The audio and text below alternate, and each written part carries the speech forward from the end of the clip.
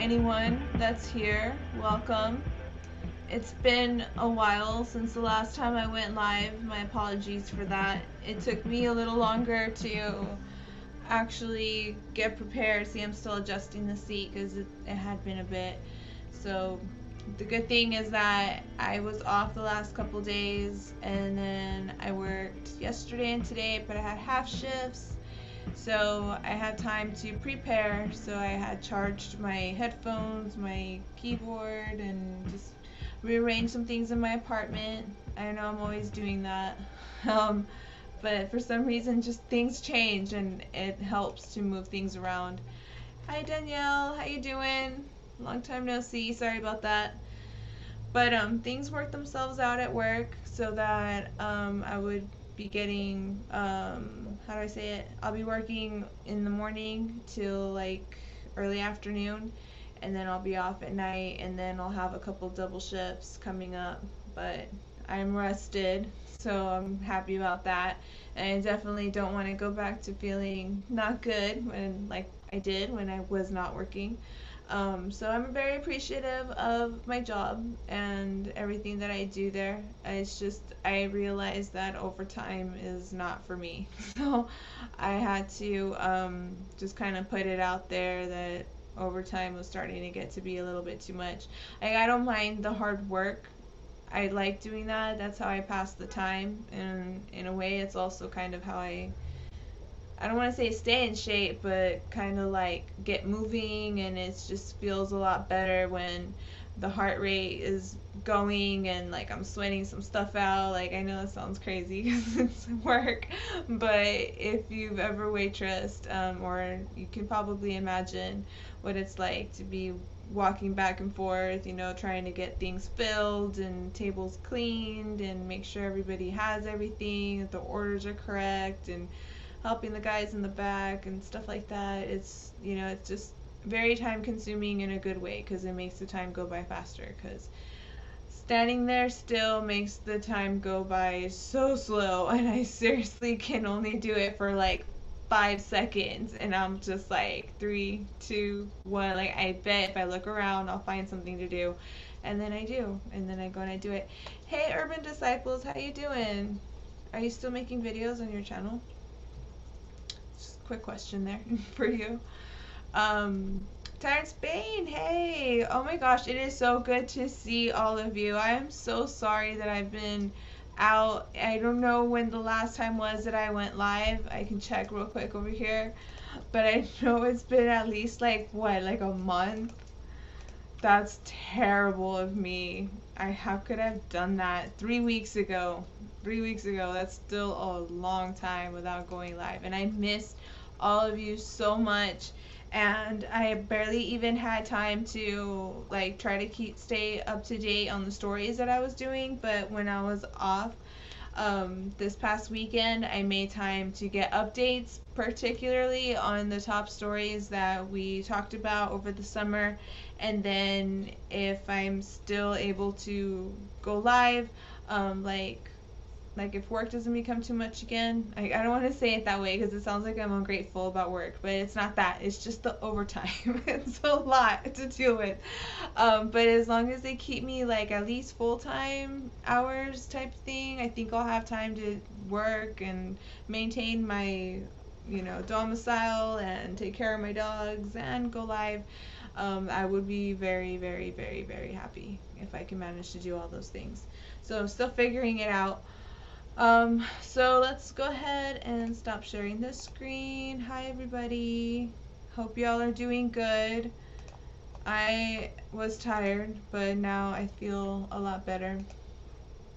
Work has been kicking my ass and it's been crazy. Alright, let's go with timeline. Here it is. Alright, so like I said before, we'll be looking at the top stories from summer of this year. So just to give you guys a quick preview, we'll be covering today Maya Miliete.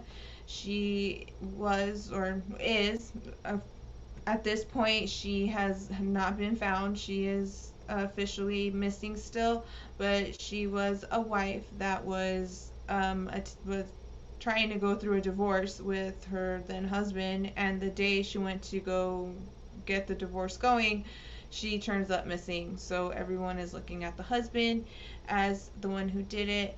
So we're going to look at some updates from that. We also have some updates from the Elijah McClain case, and this case was very important to me because it's very emotional to me.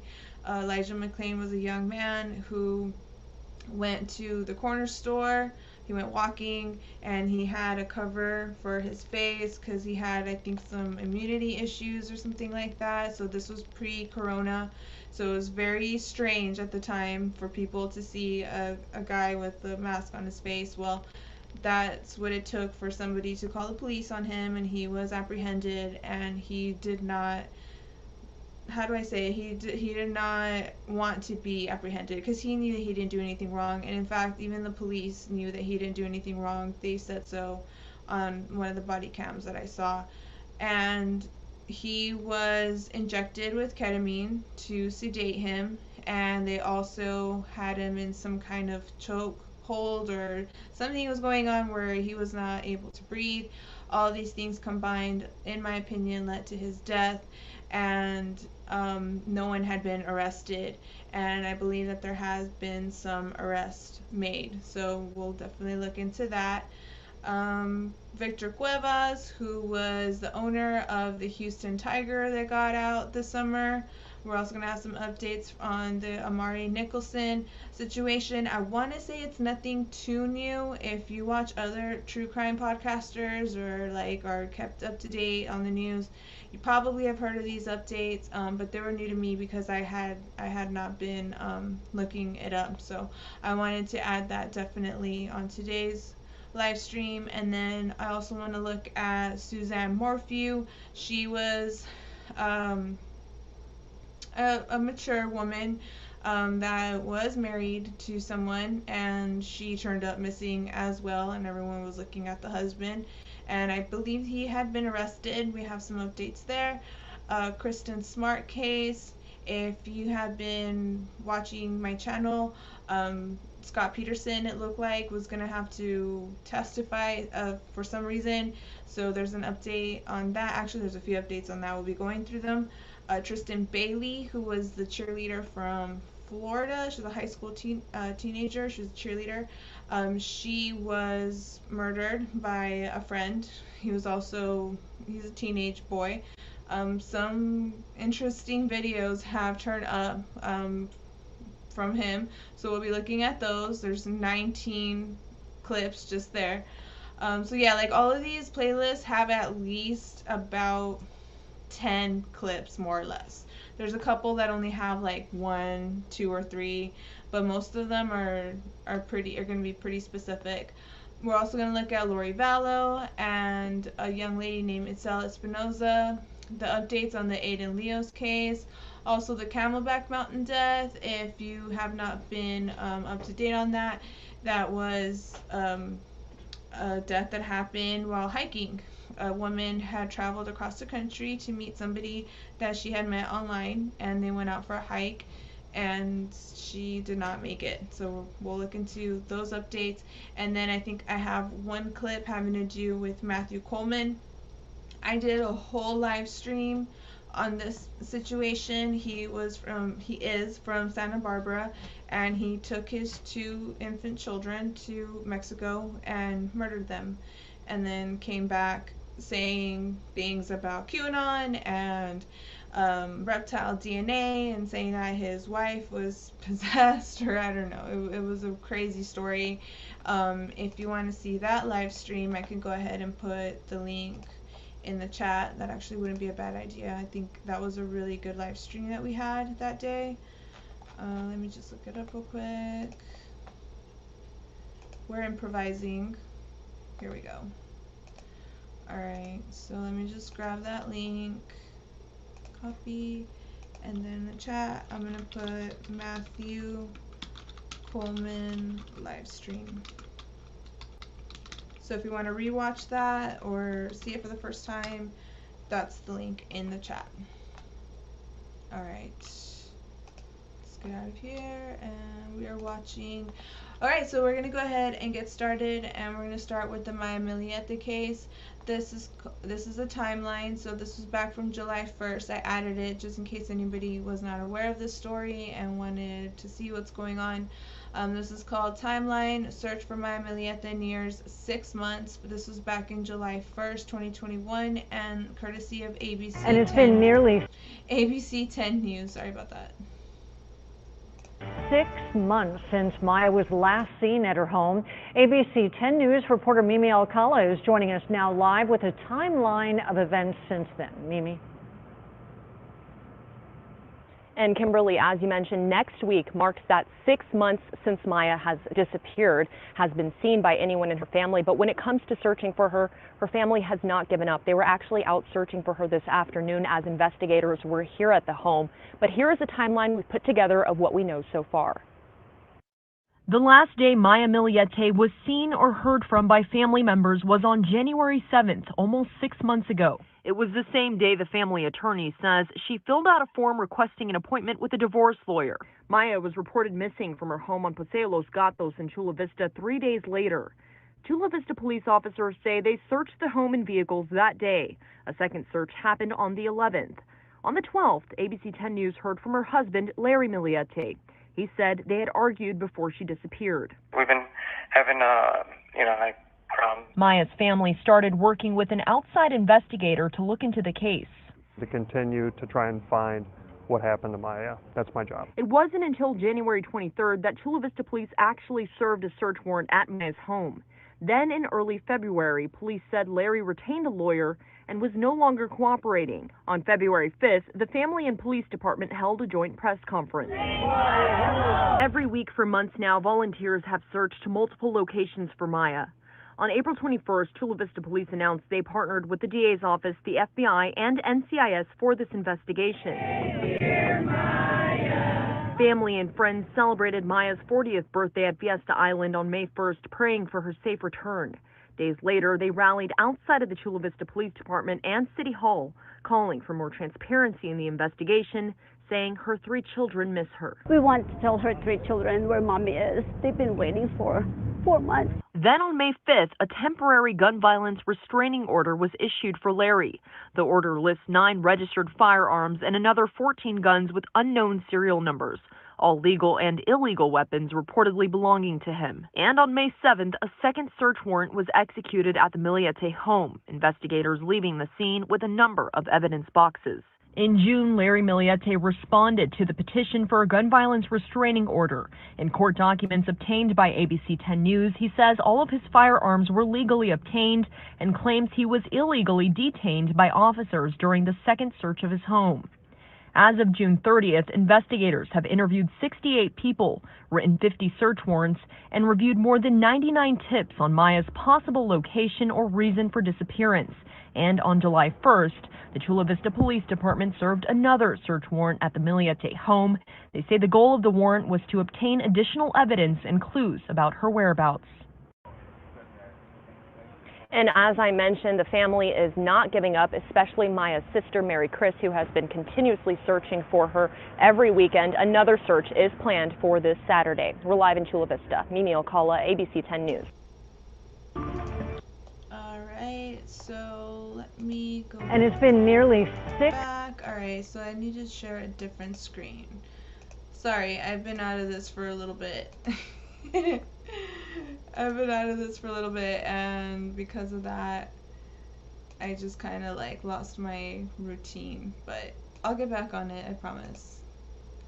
This should work better, because I needed like these videos over here so I could go to them without having to like stop sharing and sharing again. Okay, so we just saw this. Let's go ahead and remove it. Now the next clip we're gonna watch is called Evidence Photographs Released in Larry Miliete GVRO Case, and this was back from July 22nd, 2021. We're getting our first look at photographs filed as evidence in the gun violence restraining order case against Larry Miliete. Good evening, and thank you for joining us. I'm Carlo Cicchetto. And I'm Jesse Pagan. News 8 went to court to compel a judge to release the pictures. As David Gofferson reports, Maya Miliete's family says they're not surprised to learn the husband is a person of interest. As they say, a picture tells 1,000 words, right? Judge Catherine Bacall released the photos at the request of News 8. They show the gun collection of Larry Miliete piled up on a kitchen table, 16 firearms in all. The redacted section of this photo blocks out Miliete's 4-year-old son, who is standing on the table surrounded by the guns. The only part of the boy...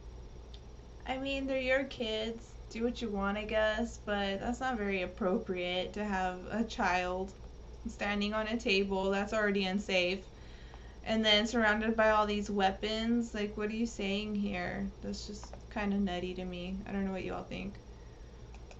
Not redacted are his feet, standing here in the center of the table. Police submitted the 2 photographs as evidence to convince a judge to issue a temporary gun violence restraining order against Larry Miliete, the husband of Maya Miliete, who has been missing for more than 6 months. Officers seized Miliete's entire gun collection on May 7th, citing a public safety risk. The court finds that its sealing order has terminated. During Wednesday's court hearing to unseal the records, San Diego Deputy City Attorney Jeff Brooker told the judge the husband was a person of interest in his wife's disappearance. We agreed that we would not put up a fight for any of the information regarding Mr. Miliete, his missing wife, that there is an investigation, that he is a person of interest.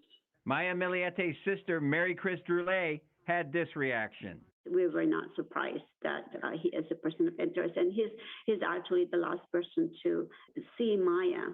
Also revealed in court, Child Welfare Services has an active investigation into the safety of Miliete's 3 children. The safety of the kids is always our #1 concern. It's always been a priority. Unfortunately, we haven't been able to see them or hang out with them in the last 7 months. Larry Miliete currently has custody of the kids, ages 4, 10, and 11. It's just heartbreaking, that the kids are going through this. And our goal is always to find answers and hopefully bring our sister home. Currently, we only have the photographs of Larry Miliete's gun collection. Tomorrow, we expect to get the rest of the court records. Carla? Been at this for a while now. You've got the photos, but what other records? I like his attitude. He's like, so far we just have the 1 picture, but tomorrow we're coming with the receipts. Do you expect will be released tomorrow? Tomorrow we're going to get the actual written court records that had been redacted. They're being unredacted, and we expect them to be released, and we expect them to detail the evidence they had against Larry Miliete for officers to go into his home and seize his gun collection. And we can learn more why they consider him to be a person of interest in the case. Well, we know that and it's been nearly 6. And how did I lose where I was at? Oh, that's what I'm doing wrong. Okay, I got it now. But I was gonna say, we did see that there was surveillance footage with audio of across the street from the Miliete home, and there was gunshots. I want to say there was like 8 of them. Hi Lisa, how you doing? Thank you so much for being here. I missed you. I missed all of you. I'm so happy that we're all here right now. But the audio had, I want to say, like some whimpering sounds, and then plus the gunshot. So that, in my mind, was Larry killing his wife Maya. But yeah, I got distracted by Lisa. It's your fault, Lisa. I'm just kidding. Let's just continue. I'm pretty sure I'll remember whatever I was trying to say. Let's see. So we just saw that one, and the next one's called Unredacted Report on Miliete Husband Released, and this is courtesy of ABC 10 News. A little more than an hour. And this was posted July 26th. A little more than an hour ago, the court released unredacted documents involving the case of missing Chula Vista mother Maya Miliete. It centers around a gun violence restraining order against her husband, Larry. ABC 10 News' Laura Acevedo is live downtown with what they reveal. Laura. Lindsay, these documents were sealed since May when Larry Miliete was first served with a gun violence restraining order. They were unsealed last week by a judge. Now, the new version of these documents includes 2 pictures of Milliete's firearms. Let me show you a copy of these photographs. These are the photographs in the court documents. They show a cache of 16 firearms, high-capacity magazines, and hundreds of rounds of ammunition. Also, 4 U.S. passports and a government ID. Chula Vista police say these all belong to Larry Milliete, the husband of Maya Milliete, who's been missing since January 7th.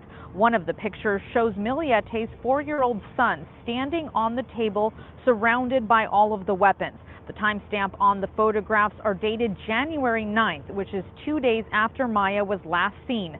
The documents also reveal the date police say Milliete bought 2 9mm Glocks after his wife's disappearance, one in mid-February and the other in mid-March. Now, according to declarations made in the documents, the city was asking for these documents to stay sealed out of concern that Larry would learn of the gun violence restraining order and flee the state or country with his 3 children, or, quote, likely shoot it out with police. Now, last week was the first time that Larry Milliete was publicly named as a person of interest in the disappearance of his wife. We did reach out to him last week, and via text message, he told us he was, quote, just really disappointed. Reporting live in downtown, Laura Acevedo, ABC 10 News. I was gonna type Emmanuel Briggs, hi, but I might as well type it and say it. And Alan Crooks, thank you so much for being here. I missed all of you. I'm so glad you all are here. Let's see. Saying hello. Wow, all those weapons. Exactly, Lisa. I was thinking about that. It's just kind of inappropriate to have his child standing on the table and then photographing with all those weapons. I was kind of wondering what was going on in Larry's head that he requires that many weapons. I'm wondering if he's got like some kind of paranoia state of mind, and maybe it just got to be too much for Maya. But at this time, I don't believe he has been interviewed, and if he has, that has not been made public. Helen Crook says, who did he declare war against? Exactly. What's going on in his head? Like, it's got to be some kind of war going on in his mind. But who's the enemy, according to him? You know what I mean? Kind of wondering what else he's up to on his private time in his head. Alright, let's continue. So we saw this one, I believe, and this one. Now we're going to continue on and watch Court Battle Brewing over Missing Chula Vista Mother Maya Milliete, and that's courtesy of ABC 10 News. And this was posted September 7th, so that was earlier this month. Let's watch. Information in the case of missing Chula Vista mother Maya Milliete. Court documents are giving a little more insight of what life was like before she disappeared. Thanks for joining us. I'm Steve Atkinson. And I'm Lindsay Pena. 10 News anchor Vanessa Van Hefty shows us what's in that new paperwork. In this 9-page document, Larry Milliete, husband of missing mother Maya Milliete, argues why his wife's family should not have weekly visitation with the couple's 3 children. Maya Milliete was last seen in the couple's Chula Vista home on January 7th. Maya's parents are asking the court to see the children every other weekend and virtual visits once a week. They say they've had continuing contact with them since they were born, up until their mother's disappearance when Larry cut off all communication. In the filing, Larry says his wife has mental stress and health issues, that family gatherings contributed to Maya's depression. He says Maya's parents live in Moreno Valley and would go almost a year without seeing them, all arguments Maya's family adamantly denies. Milliete says his parents have taken residency with me indefinitely to help raise my children. He says he was open to visitation 1 to 2 hours on a weekend in his home, saying my children are not bonded with the maternal side at all. Milliete says his children are already going through a rough patch. He goes on to say his children are very healthy, safe, loved, and are all very well taken care of. They continue to excel in school. Vanessa Van Hefty, ABC 10 News. Both Milliete and Maya's parents will be in court next week to let a judge hash out visitation. Chula Vista police has named Milliete as a person of interest in Maya's disappearance. Milliete denies those claims, saying Maya left the family. That's crazy. The husband of and his dad actually had the nerve to, like, how do I say it? There was a gathering happening in front of his house for some reason. I can't remember what was happening. I want to say they were serving a search warrant or something. So there was a crowd in front of his house, and his dad came out, and he starts telling the crowd, Maya's gone. She abandoned her family, and the people were not having it at all. They were very upset, and they had some choice words for dad.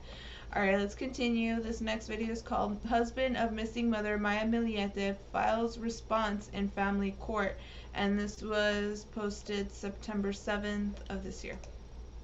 Missing mother Maya Miliete is firing back against his in-laws in a scathing declaration filed in family court. Welcome back. I'm Carla Chiquetta. I'm Marcella Lee. Maya's parents are seeking visitation with their 3 grandchildren.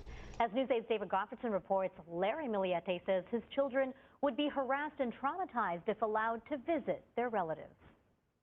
He's going guns blazing and trying to come up with every reason he can possibly think of to say that this visitation's a bad idea. The 9-page declaration filed in family court by Larry Miliete, the husband of missing mother Maya Miliete, accuses his in-laws of everything from drunkenness and child neglect to contaminating the air with secondhand smoke.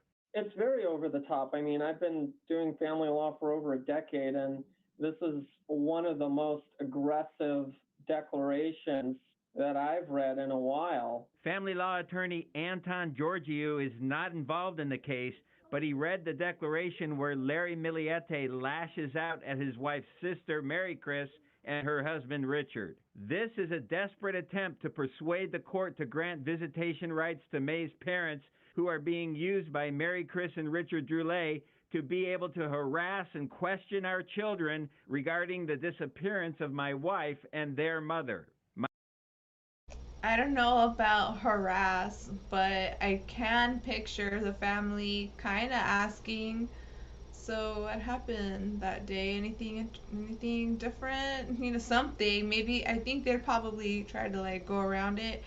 But what he's saying here, that they're going to harass and pick on the children and bully them and stuff like that, I don't feel it within myself anyways.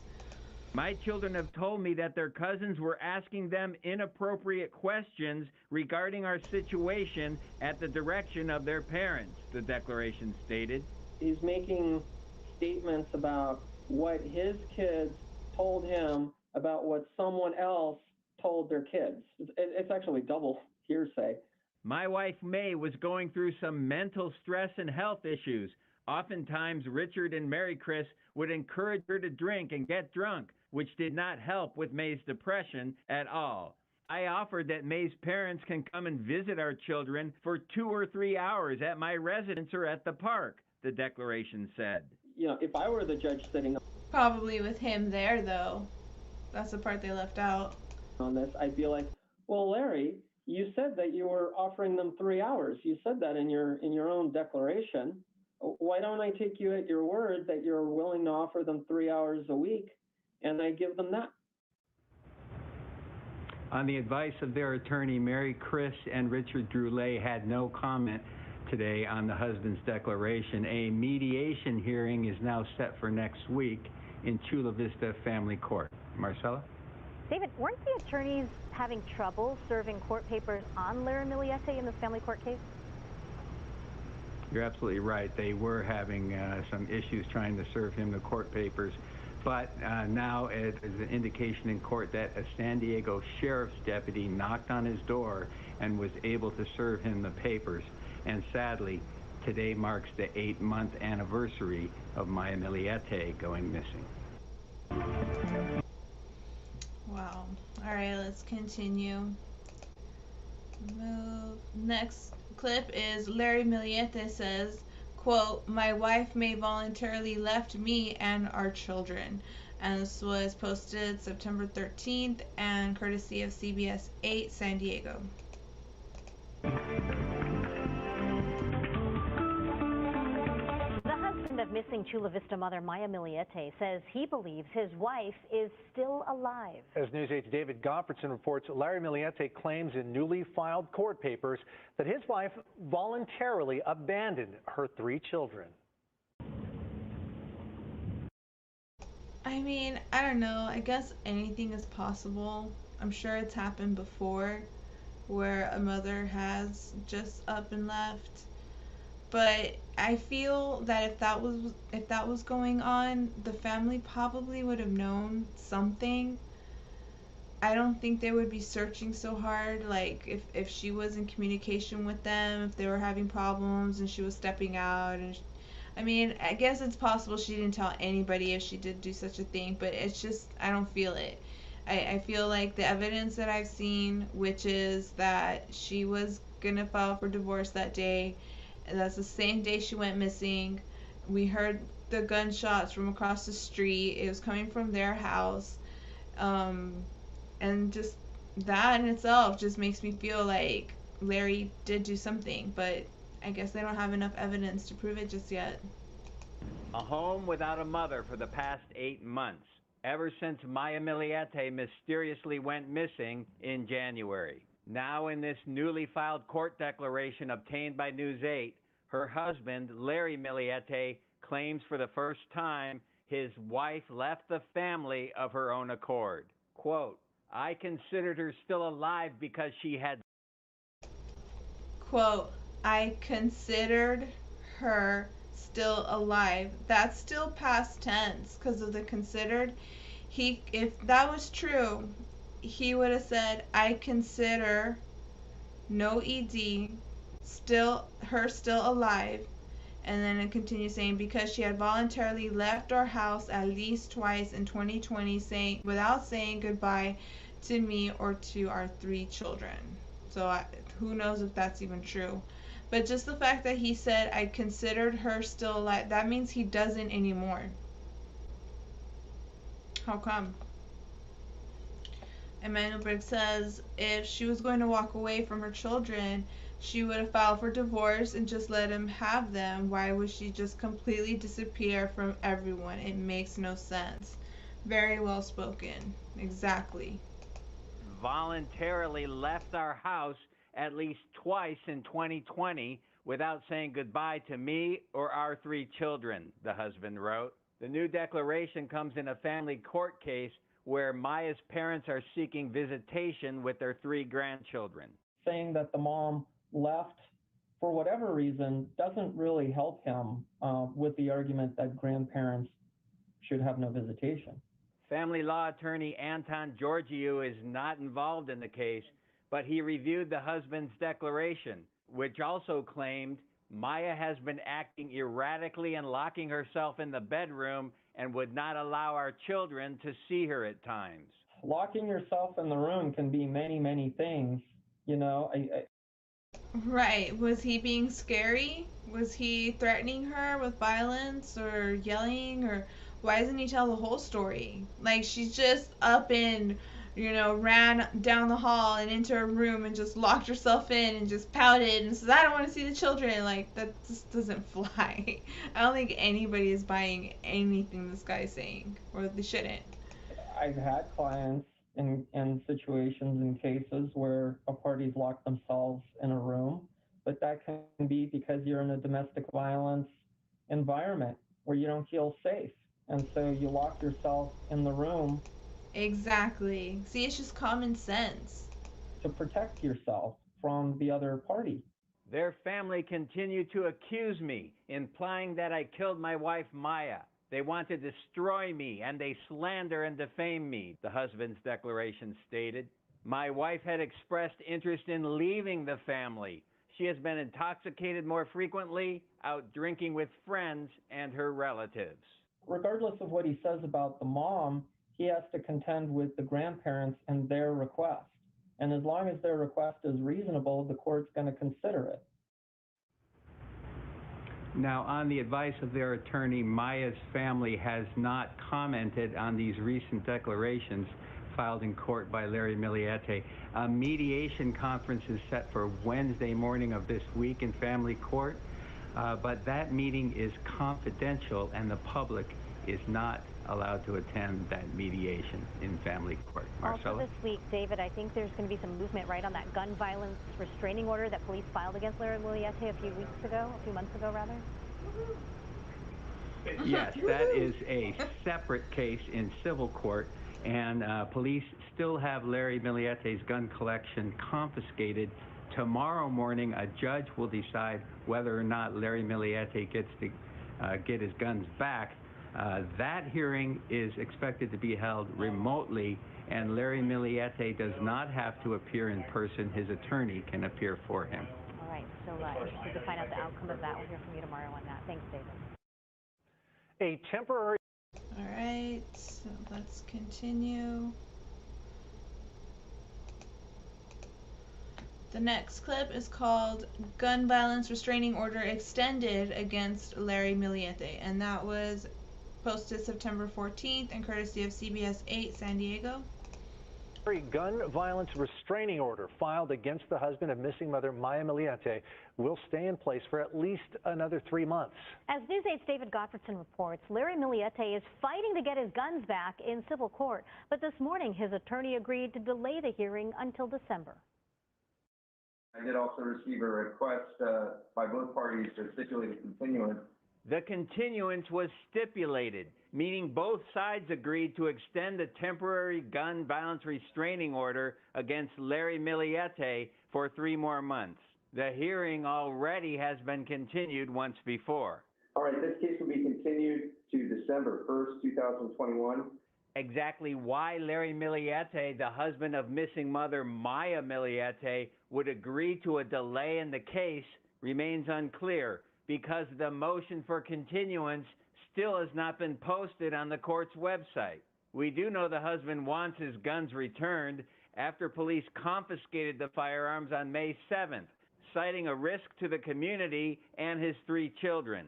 News 8 went to court to get the records in the case unsealed, including this redacted photo showing Miliete's 4-year-old son standing on a kitchen table surrounded by his father's firearms. The gun violence restraining order that was issued in this case will be reissued and extended to expire on that date, December 1st. The unsealed court records also revealed that Larry Miliete was a person of interest in his wife's disappearance on January 7th, although he denies any involvement. As part of the hearing, the San Diego City Attorney is asking the judge to extend the temporary gun violence restraining order against Larry Miliete for up to 1 year. And by the time the next hearing date comes around in December, it will have been 7 months since police first confiscated Larry's guns. That will be the order. Good luck to you. We'll see you on December 1st. Thank you, Your Honor.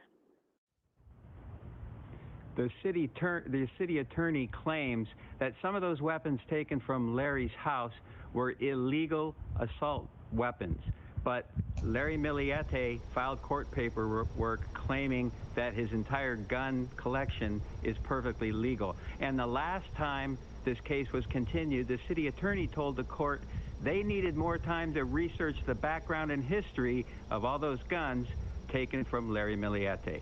Carlo? David, so much going on here. We have the missing persons case. We have a custody battle for those grandparents who want to visit the Miliete's children. And we have this. Why haven't we seen the court records on this, though? Why haven't those records been released to the public? Right, Lisa. He has an arsenal, but for what? That's what I keep thinking about, is like in his mind, like what's he gonna do with all those? He can't use them all at the same time. Like, what scenario is happening in his head where he's going to require, like, all those weapons? The court is simply backlogged with all the case filings. The motion for continuance in today's hearing, the court clerk actually told me it simply hasn't been uploaded to the court website yet, but we do expect it will be released within the next couple days. All right, we'll be waiting for that. David Gottfredson reporting. Thanks, David. Thanks, David. Alright, let's continue. Next video clip is called Maya Miliete's family fights to see missing women's children. So this is having to do back with the custody issue. This is all Maya Miliete so far. This is going to be posted September 15th and courtesy of ABC 10 News. A family fighting, parents not only trying to find their missing daughter, but also trying to see their grandchildren. It's been more than 8 months since Maya Miliete was last seen. During that time, her family, led by her sister, has been searching for any sign of her. Today, they'll be taking steps to try to get visitation rights for Maya's 3 children. ABC 10 News anchor Mary McKenzie has been following the story very closely from the beginning. Mary, this court date comes as a new report sheds a little light on what Maya's husband thinks happened to her. Larry Miliete is saying a lot in these sworn documents that have been filed in court. They were filed last week and poured over by the Union Tribune. According to them, Larry is saying that he thinks Maya left him and their children intentionally and that she's still alive. He also said that her parents have wrongly put the blame on him. He went on to say there's a division between the two sides of the family, has asked that their request for visitation be denied. He says he believes that it's the family's attempt to interrogate the children about their mother's whereabouts. Maya's parents have asked to see the kids every other weekend and to have once-weekly virtual visits. Maya's sister, Mary Chris, has told us that they went from seeing the children, which are her kids' cousins, every other weekend, to not seeing them in months. And she's very concerned that they haven't been allowed to have any contact with them since Maya disappeared. They said they know that the couple had marital problems, that Maya was at a divorce attorney's office the day she went missing. But also happening at the same time, yesterday I was in court for what was supposed to be the next hearing to decide if a gun violence restraining order against Larry should be made permanent. In June, a judge ordered him to surrender more than 20 firearms and ammunition, which he kept in his home. Pictures in those documents showed a child surrounded by guns and ammunition. Investigators arguing they could be in danger. They seized Larry's weapons at that time. That hearing, though, was postponed until December. Now, this hearing is at 8 a.m. in family court. The public is not allowed inside family court, but for reference, Maya has been missing since January 7th. Reporting live in Chula Vista, Mary McKenzie, ABC 10 News. I hope she's found soon. Meantime, the case... I want to say, more than anything, I want her to be alive. Even if it did turn out that she abandoned her family, which I don't feel that's correct. I don't feel that at all. I just want her to be okay. And I want her family to know what happened to her, if something did happen to her. And if Larry did do it, then to hell with him. I hope that enough evidence is found against him and he gets locked up, because that's pretty much all we can hope for at this point. There's one more clip for this story, and then we're going to continue on with the other stories. This one's called Husband of Maya Miliete Files Declaration Claiming He Believes She Is Still Alive. And this was posted September 16th and courtesy of KUSI News. The case of a missing local woman has taken a turn this week. Maya Miliete from Chula Vista has been missing for 8 months now. In a recent court filing, her husband claims that she voluntarily left and abandoned her family. Here now to give their response to these claims is Maya's sister and brother-in-law, Mary Chris and Richard Droulet. Good to see both of you. Good to see you again. Thank you for having us. Wow, my goodness, as I read through these claims by Maya's husband, they are a stark contrast to everything we've heard about your sister. He says she was locking herself in her room, acting strange. Did you witness anything like that? You know, I didn't really hear anything about it. Yet again, my sister, with their marital, problems, she didn't really share that much to us or to the family because she doesn't want us to worry about it.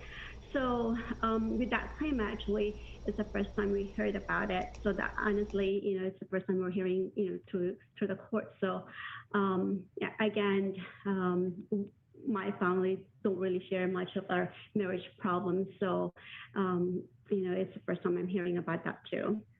Well, and this court filing is in response to your parents trying to get some visitation rights to see their 3 grandchildren. Is that correct? Correct, yes. We've been trying. And so he is not allowing any of you to visit with your family? No, not at all. We haven't had any contact with, the kids since probably the last one will be, I would say, February. of this year. So that's the last time we heard about. I mean, we saw them. We did have a phone call with them a couple Sundays ago with my mom and my dad. So we heard their voices, but it was only maybe about 11 minutes over the phone, 15 minutes over the phone, but that was about it. I mean, with everything else aside, how are those 3 little babies doing? Well, according to what, Larry had been telling, I guess the news or the court, that they are okay, they are healthy, and they're doing good at school, which we totally appreciate that. We're happy to know that they're doing great and, that they're healthy. Yeah, wow, that's good to know. At the same time, such a tough situation, no matter how you slice it. The idea that your sister would, I understand she's keeping her information about her marriage private, but tell me about her as a mom. You saw her interact with her girls. I mean, do you see a mom that could leave her children despite whatever's going on with the spouse? Could she have left those daughters? No, not at all. She will never, ever leave her family behind. Her kids are her world. Her daughter, her son, she always say he's the only boy that, she'll ever love. And she always say, I love you to them. We're the witness of it. Also if you see her Facebook page, her pictures, her videos, all about her kids, she'll never, ever abandon them. Not at all. Yeah, I do apologize.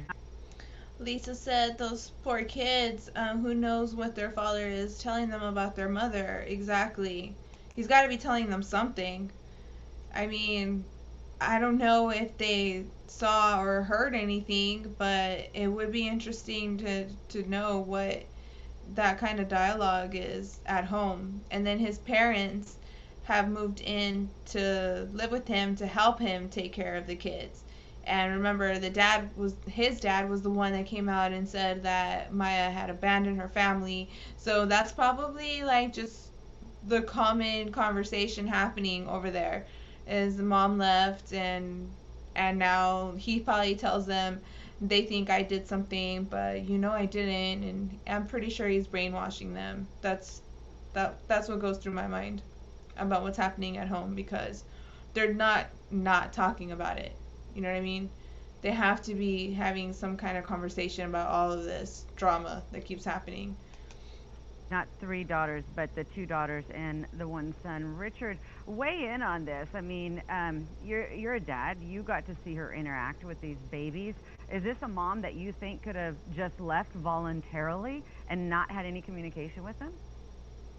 No, not in a million years. Maya was very active with the kids in karate classes and after school programming, taking them and dressing them for Halloween. For every holiday, she would dress up like twinsies, and she would come over with the kids all the time. There was no reason for Larry to be saying what he's saying in those reports. He's obviously covering up something. And, well, the truth will prevail. We just gotta keep working hard and praying and having faith that, everything. Here's hoping the truth comes out. Because if they're having trouble now, I would have thought that by now they would have had something on Larry, but they don't. But I'm hoping for a miracle or something, because we need answers. This has been going on since, I think, February. It's crazy. We need to know something by now. This is the point where I start to get impatient and I want to start doing my own investigation if I could. It will come out to the light. So we're just waiting for the police department to do something. We know that the police have served several search warrants, and obviously Larry's home has been a target of those search warrants. Emmanuel Briggs said the way the grandfather was talking, for all we know, he could have helped him. Yeah, I've had that feeling before as well, and it wouldn't be the first time a parent had helped somebody cover up a crime. We're going to talk about the Tristan Bailey situation later on, and Aiden Fucci's mom washed his blood-soaked jeans. There's that one to talk about. There's another one too. Oh yeah, Kristen Smart. The suspect had help from his dad to hide her body. So anything can happen for sure. Lisa says, I don't have a lot of faith in these types of cases. Yeah, as far as like evidence turning up, it's like something, there would have to be some kind of break, some kind of Law and Order SVU style break in the case. So somebody makes a phone call, somebody turns out to have some kind of surveillance footage or audio, a letter or something has to like come out to the light to get this case going again. So we'll continue to wait for any update on that level. But what about your search efforts? Because I know you were getting together almost weekly just to even hear from folks in the community how much they support you and your family and the search to bring Maya home. So do you have any of those coming up? Yes, we continue. We're not going to stop. We have volunteers. We have our Team Maya that's ever strong supporters helping us our efforts to bring Maya home to all our searches.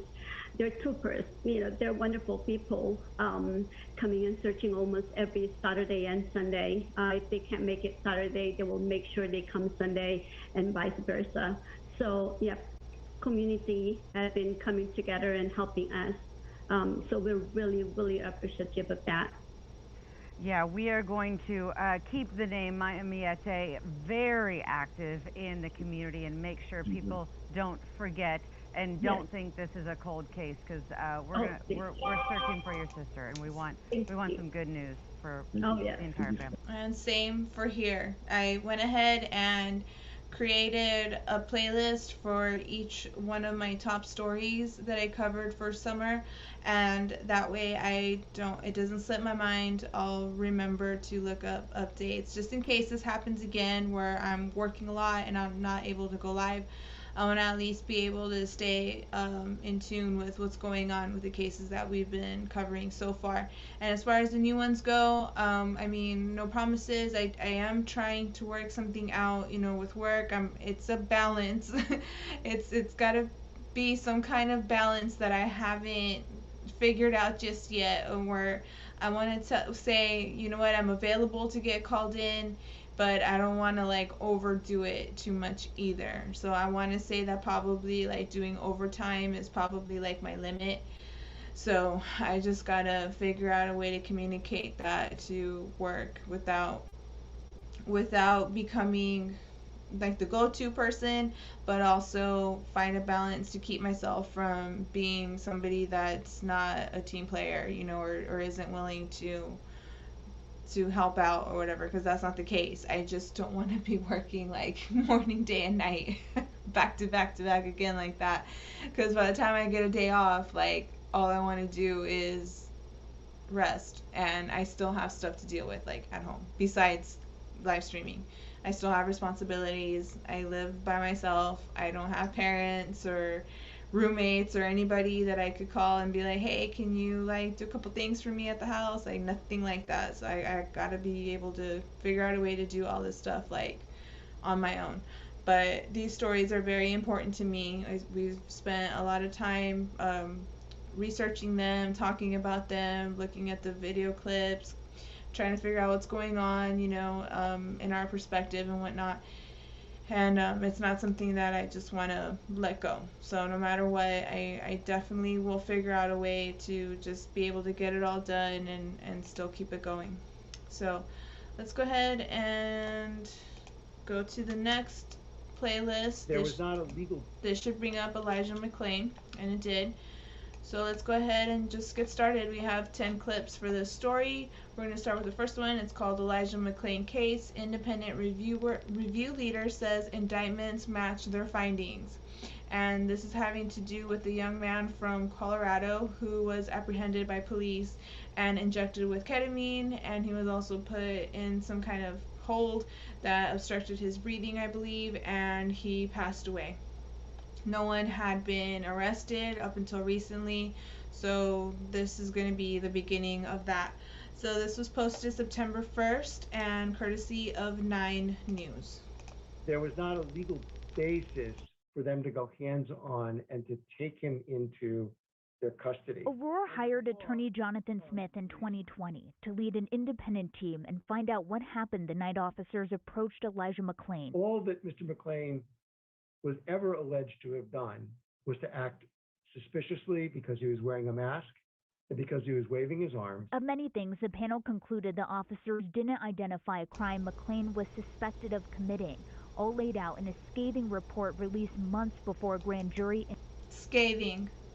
indicted 5 people for his death. How much do you think it mirrors your conclusion? The indictment from the grand jury, in many ways, closely reaches some of the very same conclusions that we reached. On Wednesday, a grand jury returned a 32-count indictment, almost 2 years after the Adams County District Attorney at the time declined to file charges against the officers. How rare is it to have those differences? It is rare that you have prosecutions of police at all. It's even rarer that once a local prosecutor has made a decision not to proceed, that they're overridden by the state attorney general. In 2019, former Aurora Police Chief Nick Metz called a press conference to comment on the DA's decision and the incident. I think overall the officers did a good job. I think overall the officers were trying to calm Elijah down. I have great confidence in these officers. If I didn't have that kind of confidence in these officers, I would not have returned them to the street. The independent panel called Aurora PD's investigation into McClain's death deeply flawed. Smith says the grand jury went a step further than his report and determined a cause of death. Did reach a conclusion that it was the conduct of the officers and the conduct of the EMTs and the administration of ketamine that resulted in the deprivation of oxygen to Mr. McClain's brain that caused his ultimate death. Now, according to Smith, there was only one brief moment when they determined force was justified, when an officer thought McClain was reaching for another officer's gun. It was only after the threat was gone that Smith says McClain was put in a flatter. So interesting to hear all these perspectives and look back 2 years later, Kelly, as to what we heard and what we're hearing now. Yeah, so much has happened, so, we're all just trying to put this all in. Yeah, I can't believe it's been 2 years. That's crazy. I thought it had only been like 1. But still. Alright, let's continue. Family responds to grand jury indictments in Elijah McClain death, and this was courtesy of CBS Mornings. 3 Aurora. And this was posted September 2nd. Colorado police officers and 2 paramedics have been indicted on manslaughter and other charges in the death of 23-year-old Elijah McClain. Now, this indictment comes 2 years after McClain was put into a chokehold and injected with a powerful sedative. Last year, nationwide protests against racial injustice and police brutality brought increased attention to McClain's death. Our national correspondent, that's Jerika Duncan, spoke to his family. I have a right to stop you because you're being suspicious. 23-year-old Elijah I have a right to stop you because you're being suspicious. The fuck? McClain's pleas for protection and understanding were ignored by the officers who arrested him after they received calls about a suspicious person. McClain was walking home from a convenience store. And he was saying, I'm just different. I had did everything in my power as a single mom to make sure he wasn't a statistic. He really was innocent. He didn't do anything wrong. His mother, Shanine McClain, says her son was a kind soul who loved to play the violin. Since his death 2 years ago, she's been praying for justice. He was a son, a nephew, a brother, and a friend. Wednesday, Colorado's Attorney General announced a 32-count indictment against 2 current and 1 former police officers and 2 paramedics involved in McClain's death. According to the indictment, McClain was rendered unconscious, suffered hypoxia or lack of oxygen, and his physical and mental condition were impaired after officers placed him in several carotid holds. When paramedics arrived, they injected him with ketamine, a drug used to sedate combative people, but the dosage they administered was meant for someone more than 70 pounds heavier. I did not know that. Did you guys hear that? She said that the dosage they gave him was for somebody that was 70 pounds heavier than him. Oh my god, he didn't stand a chance at all that day. I feel horrible. McClain was rushed to the hospital, later declared brain dead, and taken off life support.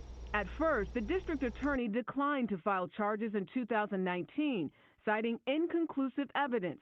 But as McClain's death gained nationwide attention after the death of George Floyd, Colorado's governor in June of 2020 designated the attorney general to investigate McClain's death. We recognize that this case will be difficult to prosecute. These types of cases always are. Despite no evidence showing it, police claim McClain reached for one of the officers' guns.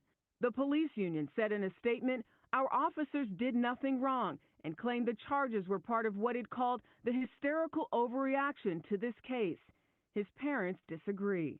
What does justice look like to you? We can't bring my son back, but we can hold them accountable. If those 3 police officers and 2 paramedics are watching right now, what do you want them to know?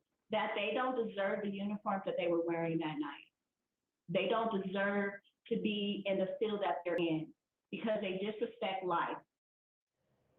The Aurora, Colorado city manager said in a statement that the employees have been suspended without pay pending the results of the case. One of the officers was fired last year after he texted photos mimicking the chokehold used that day. The firefighters union representing the 2 paramedics said it is standing by the legal process. It's worth noting that it is rare for officers to be charged, but even more rare for paramedics to be prosecuted. This is just a horrible story all the way around, and having spoken to both parents last night, it's obvious that they're still heartbroken. There's nothing that's going to bring their son back.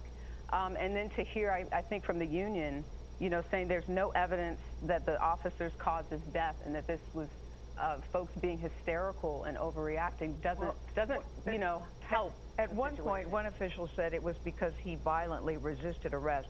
And I remember this story very well because of his final words, which I pulled today.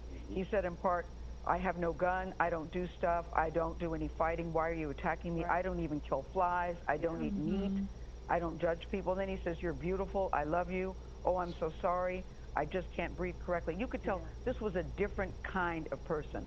Number one, he weighed 140 pounds. I weigh 169, so I was struck by that I weighed more than him. And the amount of the chemical that was given to him, ketamine, was so much stronger than was necessary.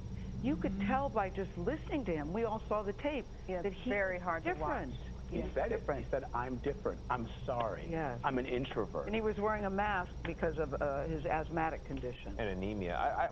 The police got a call, so they went and checked it out. They checked it out. I don't understand how the checkout went from, "Hey, what's going on? Where are you coming from?" to everyone on the ground. Yeah, their argument is he was restraining He and was that scared. at He one wasn't point guilty of anything. It was a guy walking down the street. Correct. The police officers also claim that he said or tried to reach for the gun at one point, but we don't see that on We don't video. see that, and when you listen to his final words, that also seems hard to believe. All right, Drika, thank you. And this goes straight to what Emmanuel Briggs was just saying. I remember hearing that about the dosage. It's terrible. I don't think it was an accident either. I think they gave him that dose on purpose. And that would go right hand in hand with the idea that they claimed that Elijah was attempting to reach for a gun, but it was not true because there's no video proof of that. So let's continue. This next clip is called Elijah McClain Case. Grand jury returns 32-count indictment. This was posted September 2nd and courtesy of 9 News. The goal is to seek justice for Elijah McClain, for his family and friends, and for our state.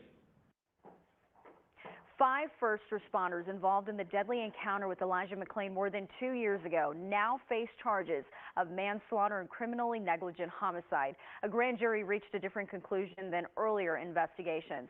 They returned a 32-count indictment against 2 current Aurora officers, a former officer, and 2 paramedics. All 5 turned themselves in on Wednesday. Those are officers Nathan Woodyard, Randy Roedema, former officer Jason Rosenblatt, and paramedics Peter Chikuniak and Jeremy Cooper. They posted bond and were released. They're accused of stopping McClain, throwing him to the ground, and putting him into a carotid hold. It took all those dudes. It took all those dudes to try to arrest one introvert, empathic, free-spirited, kind soul type of person. while paramedics gave him ketamine to sedate him. McClain told them that he could not breathe. The indictment says paramedics overestimated McClain's weight by almost 60 pounds and gave him too much ketamine. It also says that they did not properly monitor him afterwards. The 4 current employees are on unpaid leave. Aurora police fired Rosenblatt after they say he responded ha-ha to a picture he received showing officers mocking a chokehold near Memorial for McClain.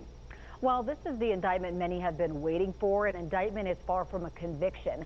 So a lot of people want to know what's next. 9 News reporter Eddie Randall has been following this case for us and joins us now in studio. Eddie, legal experts have some differing opinions on where this could go. That's right, Corey, and we've talked to them about all areas surrounding this case, from what's happened until now to what we could see happen next.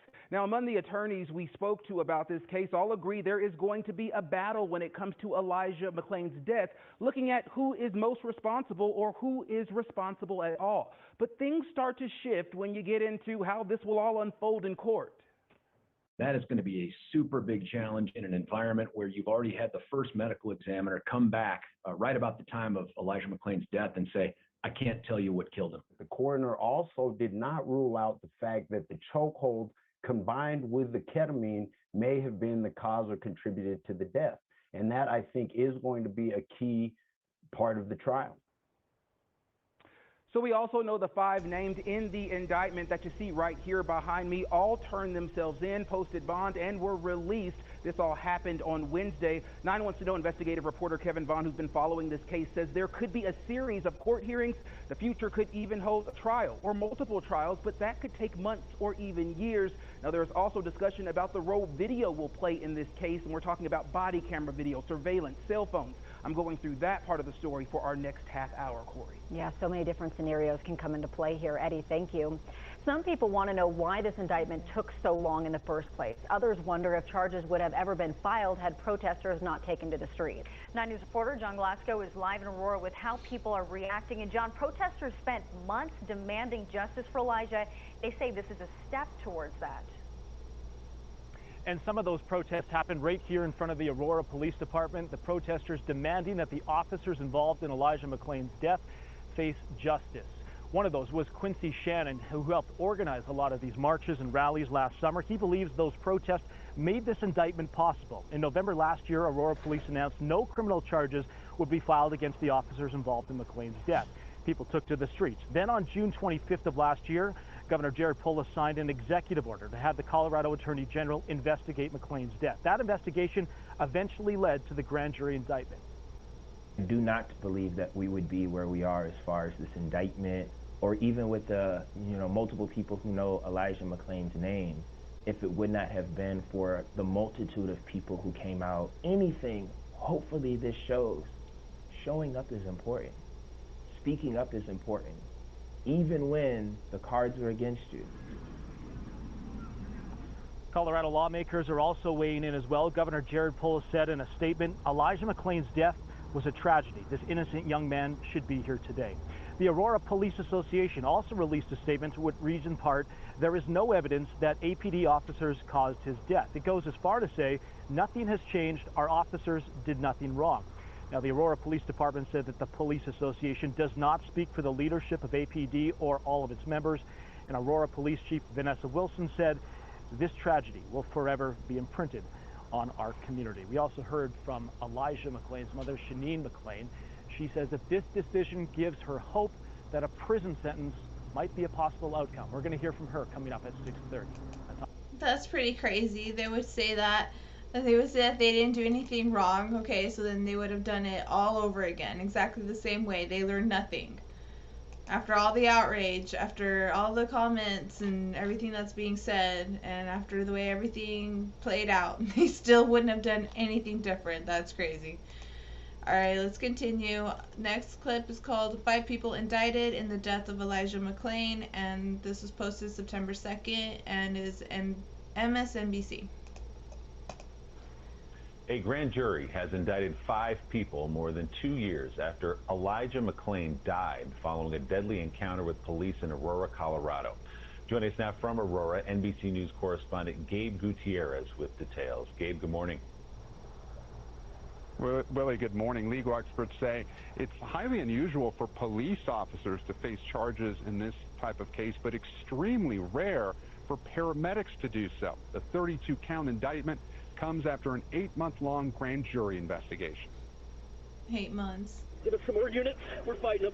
Police officers and paramedics in Aurora, Colorado are facing criminal charges after stopping 23-year-old Elijah McClain while he walked home from a convenience store. We're here today because Elijah McClain is not here, and he should be. Police had gotten a call about a suspicious man wearing a mask. I am an introvert. They restrained him with a carotid hold, and paramedics injected him with a powerful sedative, ketamine. I can't breathe correctly because... Now, a 32-count indictment. 2 officers, a former officer, and 2 paramedics each face a count of manslaughter and criminally negligent homicide. 4 of the 5 also face assault charges. McClain's family described him as a kind introvert who played his violin to comfort cats at an animal shelter. They say he often wore a mask to keep warm because of a blood condition. This is a loud and resounding statement that nobody is above the law. Right after his death in August of 2019, prosecutors did not charge anyone for these protesters, but the case drew renewed attention last year following the murder of George Floyd. Right. Some of McClain's last words, "I'm just different," became a rallying cry. Calling that response a hysterical overreaction, the Aurora Police Union said our officers did nothing wrong. Sadly, Mr. McClain died due to a combination of exertion due to his decision to violently resist arrest and a pre-existing heart condition. But McClain's father wept as he heard the news. It just means a lot that the people will be held accountable for what they did. And I know my son will be smiling. Separately, Colorado's Attorney General has a civil rights investigation underway into whether the actions of the Aurora Police Department were part of a pattern. City officials here say they are cooperating, Willie. All right, Gabe Gutierrez in Aurora, Colorado. Gabe, thanks so much. Eddie, this is 2 years now. We just passed the 2-year. Okay, that's probably going to be some like legal analysts because this video clip is pretty long and they usually aren't that long. So let's go ahead and keep going. We still have 6 more clips to view on this story, so let's just keep it going. This is called Why the Elijah McClain Paramedic Charges Chart New Territory, and this was posted September 2nd and courtesy of Fox 31 Denver. And by the way, I had done a little bit of research on this case, and it looks like the fire department didn't get any charges. They were present as well. I am going to do my own research and continue looking into that. I want to know how much involvement they had in this situation. Were they just on scene? What were the responsibilities they had? How come they didn't have any charges against them? So that's something I'll be looking into on my own. But in the meantime, let's go ahead and watch this clip. This was the moment paramedics injected Elijah McClain with a dose of the sedative ketamine. The moment led to their names listed on a 32-count indictment in McClain's death, facing charges of manslaughter and criminally negligent homicide along with 3 police officers. The 2 paramedics also facing second-degree assault charges for how they used that powerful drug. I don't know of any off the top of my head where that precise thing has happened. That's DU law professor Ian Farrell. He explained why ketamine is classified as a deadly weapon in these charges. If you look at the legal definition of deadly weapon in the Colorado Criminal Code, I think it clearly covers an injection of ketamine and, in fact, a lot of other things that one might not think of intuitively as a deadly weapon. It can be a firearm, knife, bludgeon, or any device or substance capable of producing death or serious bodily injury. Farrell says he's not aware of another case like this where paramedics have been charged with a homicide offense. There are situations where a medical professional, such as a paramedic, does not give adequate care. Right, so they fail to do something, and that can lead to criminal charges. But in this case, it was action, not inaction, that got them in trouble. Paramedics used a ketamine dose appropriate for someone more than 50 pounds heavier than McClain. Farrell says that's a big part of what makes this case criminal. It may change, and I think it should change, the relationship between and the dynamic between police and paramedics. At the very least, much stricter policies about the use of ketamine. In Denver.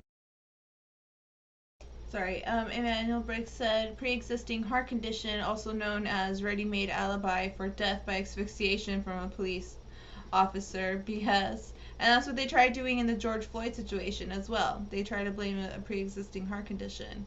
Never mind, they had him on the floor on the hot concrete next to an exhaust pipe with their knee on his neck. It was the pre-existing heart condition that did it. Okay. Rachel Skida, Fox 31. Well, thank you very much. Thinking about Elijah. Rachel Skida, or whatever your name was. Alright, let's continue. This next clip is called Elijah McClain Indictments, Lawmakers React to Manslaughter Charges. And that was posted September 2nd and courtesy of Fox 31 Denver. And the fact that he had to die for this moment, we can't have glee, but what we can have is hope. Hope that change is coming, hope that change is here for Colorado and hopefully across the country, that no mother will have to face this situation ever again. State Representative and Black Caucus leader Leslie Harris says one move from Elijah McClain's mother, Shaneen, changed the trajectory in the fight for justice in his case. It took courage for her to stand up in one. I just found out there's going to be a cold front coming through tonight. Finally. How'd I say it? Not hot weather. Oh my gosh, I'm so happy. Those first protests, literally when I was speaking and take the megaphone and say, why aren't you fighting for my son? Why aren't you fighting for my son? And I looked at her and I said, you're right. We need to be talking and centering Elijah McClain in this work because this happened right here in Colorado. Since then, Harris championed Senate Bill 217, banning the use of chokeholds for arrest, and House Bill 1251, banning police from influencing the use of ketamine on someone.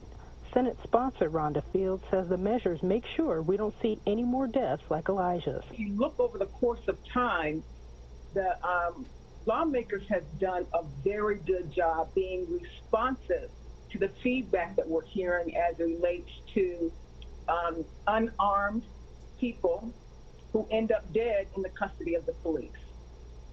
Yeah, and Jeremy, the 2-year anniversary of Elijah McClain's death was... Not sure what's going on with my browser, but it used to be where I would click on the video, it would pause, and now I can't do that. Maybe it was an update or something, but let's continue. This next clip is called Elijah McClain's mother says she slept better when she learned officers would be indicted, and that was posted September 2nd and courtesy of Fox 31 Denver. Was last week, so this was emotional news for everyone who loved Elijah the most, and I did speak with his mother. She said she still talks with Elijah, and he prepared her for this moment.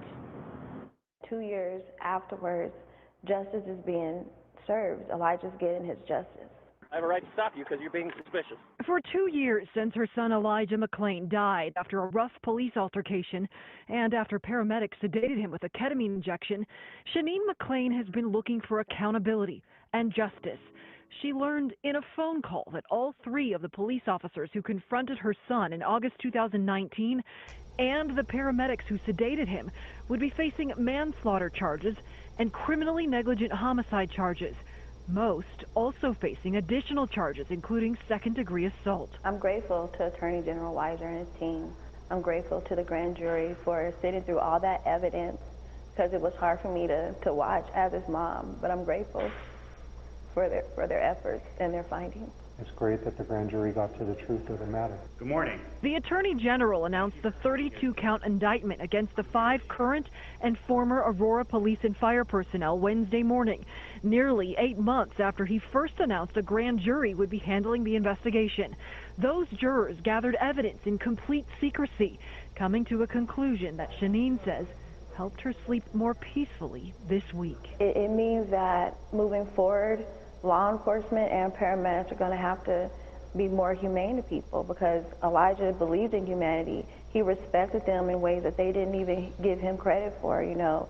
He had more humanity in his finger than they had in their whole body. So it's important that law enforcement and the paramedics do better jobs. Now, all but 1 police officer was also charged with committing a crime of violence. The Attorney General said he is also still investigating the Aurora Police Department for patterns and practices of civil rights violations. I'm Lori Jane Gleehouse, Fox 31. Let's talk about... Okay, let's continue. We're gonna have 3 more clips in this story. The next one is called Elijah McClain's Case. Aurora Police Association said public's response to officer indictments, hysterical overreaction. And that was posted September 2nd and courtesy of 9 News. So now we're gonna hear the police department talk about how we're hysterical and how stopping somebody for practically no reason is completely okay and can lead to you dying because we're being hysterical. Let's hear what they have to say. I kind of don't want to, but let's just do it anyway. The Aurora Police Department, whose officers keep making headlines. A drunk officer found in a police unit who kept his job.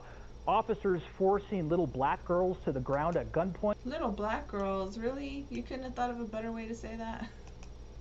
Officers who made a mocking photo after Elijah McClain died. An officer who just last month pistol whipped a black man, all on camera. After yesterday's indictments of several officers involved in the death of McClain, the Aurora Police Association responded, saying, quote, "Our officers did nothing wrong."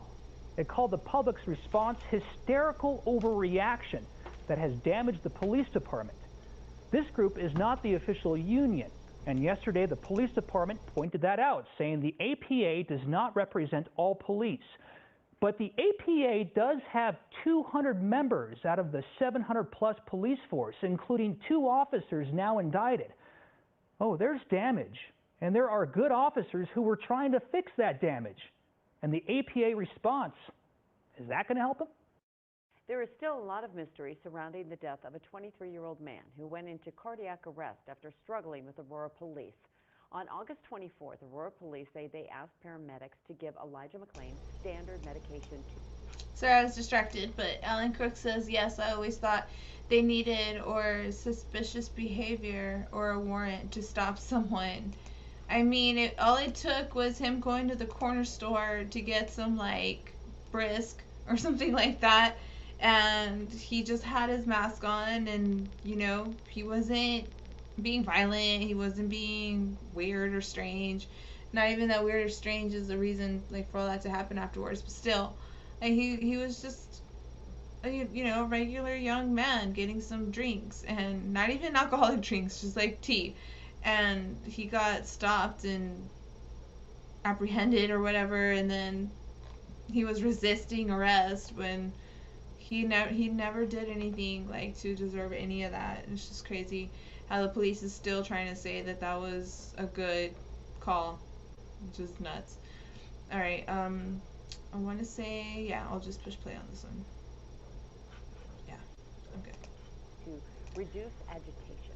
McClain, though, taken off life support less than a week later. This afternoon, a group that has seen the body camera video from the incident held a rally and a press conference at City Hall, and 9 News reporter Noel Brennan captured their thoughts.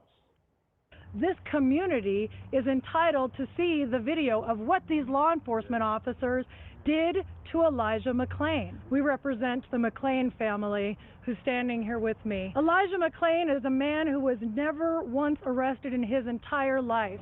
He was a happy young man. He was always energetic. He was loved. He will not be forgotten. He was just one of those free, loving spirits that just wanted to enjoy his life. Elijah McClain had no weapon, and that's what the 911 caller said. Walking on the street, wearing a ski mask, waving your arms, that is not a crime. Mr. McClain posed no threat to these arresting officers. This needs to be a truly independent investigation. If that needs to be done by the state, so be it. If it needs to be done by the federal government, so be it. But these communities cannot police themselves, and they've shown us that. That's right. Wow. I don't even think I trust, like, the state or federal departments to do the right thing, but if that's all we got for now. Alright, the next clip, which is the last clip for this story, is Elijah McClain's mother relieved of Aurora investigation findings, not hopeful for change. And this was posted September 15th, so this is more recent. Investigation into Aurora Police and Fire Departments revealed systemic problems. It's our top story tonight at 6 o'clock. I'm Karen Lee. I'm Jim Benham, and the Attorney General's office releasing a sharply critical year-long review of police conduct in that city. The AG's office found officers in Aurora treated people of color differently, including using force against them differently. The report says the Aurora PD has systemic and severe culture problems. It also found Aurora Fire Rescue had a practice of illegally injecting people with ketamine, the drug given to Elijah McClain before his death. Now the state wants something done about it. These actions are unacceptable.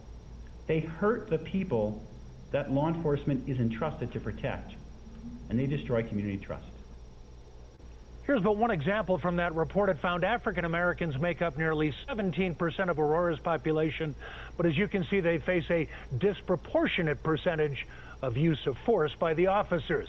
In the last 2 years, we've reported extensively on Aurora police misconduct against people of color. They include Kyle Vincent, who was hit across the face with a gun repeatedly by an officer. Wow. And 4 black girls were handcuffed in a parking lot last year, just on their way to a nail salon.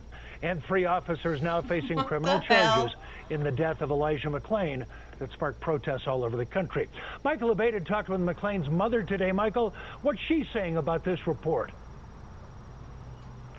Well, Jim, she thinks that it's going to take more than a report to create lasting change. And she says she knew her son Elijah she always knew he would change the world.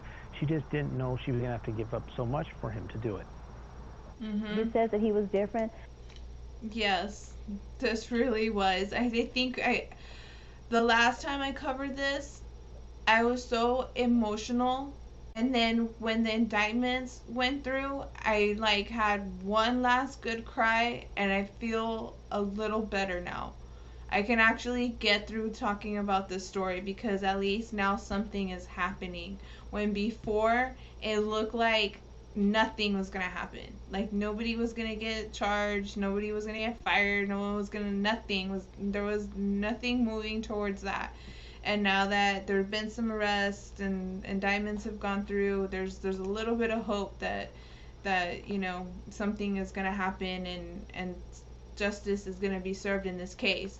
But yes, this story was truly heartbreaking for me because Elijah just did not, how can I say it, just getting to know him through articles and YouTube videos and interviews and everything that I've watched so far, I just felt like he was somebody in real life I could be friends with in a way. He was just such a kind soul with such a sweet spirit, who come on, really, in real life, how many of us know somebody that goes to the animal shelter and plays an instrument for the orphan kitties? Who does that? I don't know anybody like that in real life that would do something like that. So to me, this individual is very special, and people should have seen that. Instead, we got a bunch of mindless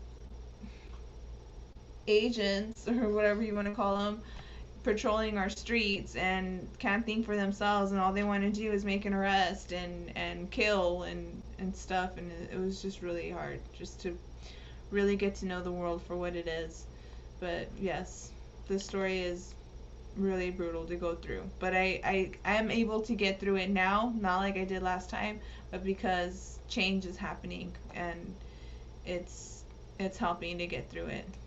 That meant that he really wanted to be a successful individual. Elijah McClain's mother, Shanine, says 2 years ago her son was an American success story. She raised him alone and encouraged him to learn, used his knowledge to become a massage therapist, and was working 2 jobs when his life was taken. I have a right to stop you because you're being suspicious. He was walking home in August of 2019 when Aurora police officers tackled him because someone called 911 saying he looked suspicious. He was injected with ketamine to sedate him. Days later, he died. The people of Colorado expect more from law enforcement. Wednesday, Colorado Attorney General Phil Weiser announced an investigation into Aurora police was complete. It found the department has a history of racially biased policing, particularly against black people, and a pattern of violating federal and state law. Bittersweet. It's bittersweet. Shanine says it doesn't help heal the hole left in her heart by Elijah's death. Because it took my son's murder to highlight everything that's been wrong. Lawyer Kusara Mohammadbai says while this is a huge step towards justice, it's something people of color in Aurora have known for a long time. Aurora has had a long-standing practice of police violence and of biased policing. Janine isn't hopeful this will prevent police killings. As with everyone that has been highlighted in the news that have been murdered by police officers, people were still getting killed. People were still getting brutalized. But she is glad Aurora is being held responsible. The whole wide world is watching them if they mess up again. Oh my gosh. Now, Janine says she's dedicating her life to getting justice for her son, but she also says one of the toughest things she has to go through is that people are using Elijah's name and likeness for personal gain. Some going so far as to making up rumors about him, even though... Sorry about that. My dog, she got distracted by something outside. You okay? Oh, the other dog started barking. Hi, Nicolette. Okay, hope you're having a good day. Hope to see you soon so you could join us. They're okay. It's the other dogs in the neighborhood started barking and she just had to join in. But we're good. They never really knew him. In Aurora, Michael Aveta, covering Colorado First. Michael, thank you. Lawmakers say Elijah McClain's mother was instrumental in the passage of a new sweeping police accountability law. It wasn't until Janine McClain took the steps, took the Capitol in 2020 and took literally the megaphone from me and said, why weren't you here for my son? We need to do more to fight for justice for Elijah. And that really was a tipping point in our movement here in Colorado. We brought you wall-to-wall coverage of the Attorney General's announcement and reaction on our 24-hour streaming network. When you want Colorado news that is happening at that moment, download our app and watch CBSN Denver. All right, so let me go ahead and delete this clip from that playlist. And next we're going to be covering Victor Cuevas. This is just one clip that I found, but for anybody out there that doesn't know anything about this case, a while back a tiger had gotten out of somebody's backyard. Somebody was keeping a tiger, and a viral video was released, and there was allegedly a chase because the owner of the tiger was attempting to move the tiger and I guess keep it hidden, and there has been no like surveillance cameras or body cameras or dash cams of that. So that's why I say allegedly, because to me, unless I seen it, I'm not gonna believe it, and I'm not gonna present it as fact.